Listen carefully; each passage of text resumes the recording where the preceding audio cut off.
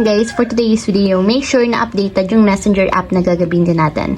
So, i-open ko na yung aking Messenger app. And dito guys, pumili lang kayo ng isang conversation na gusto nyong pagsendan ng inyong photo sticker. So, mag-open lang ako ng isang conversation.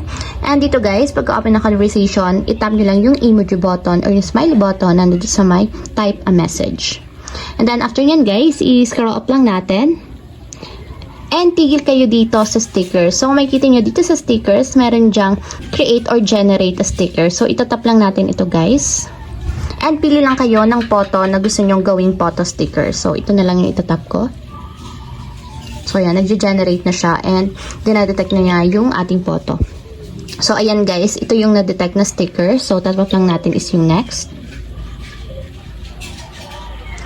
And dito guys, pwede kayong mamili kung gusto nyo siyang may outline or full photo. So, ito na lang pipiliin ko yung may outline. And then, kapag nakapili na kayo, tap nyo na yung save. And ayan guys, mapupunta na siya dito sa list of stickers. So, pwede na siyang itap para ma-send.